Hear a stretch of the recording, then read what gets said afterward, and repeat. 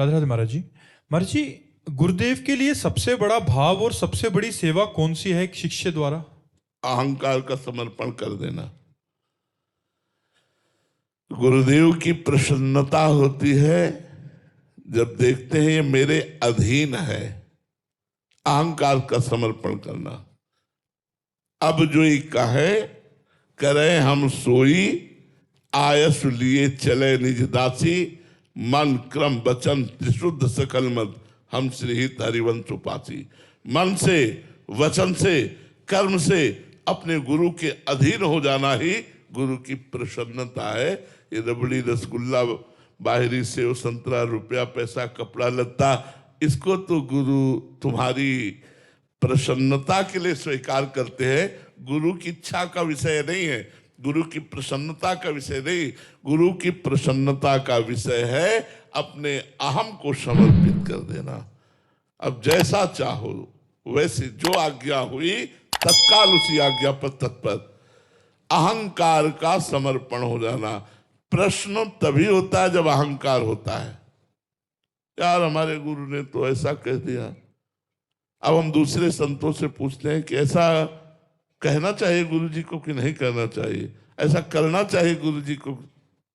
हमारे गुरु जी हैं, उन्होंने नाम मंत्र रूपी अपना जीवन हमको दे दिया। अब हम अपना जीवन उनको देते हैं।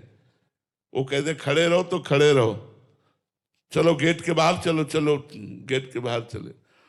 एक बार श्री स्वामी नारदानंद सरस्वती जी महाराज नैमिषारण्य सत्संग कर रहे थे, तो विवेकानंद जी उनके शिष्य थे। विवेकानंद वो स्वामी जी के सामने बढ़िया कपड़ा पहन करके आए, तो देखा स्वामी जी ने कहा जाओ गौशाला से गोबर टोकरी में भर के लाओ। और एक शिष्य को कहा जितना गोबर गीला कर दो जाके। यहाँ खड़े हो सत्संग, यहाँ खड़े हो। अब वो गोबर और टप टप गोबर सब कपड़ों में वैसे खड़े। चेहरे में कोई सिकन नहीं, कोई परेशानी नहीं, सभा में गोबर लिए खड़े।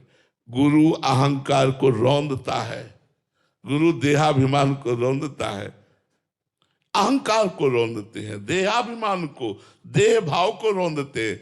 अब ये बात शिष्य जो समर्पित नहीं है वो समझ नहीं पाता और गुरु द्रोह कर बैठता है, गुरु आज्ञा का उल्लंघन कर बैठता है। और वो फिर मंत्र तो मिल ही गया, अब क्या गुरु जी से मतलब, चल देता है। वो कभी सिद्ध नहीं हो सकता।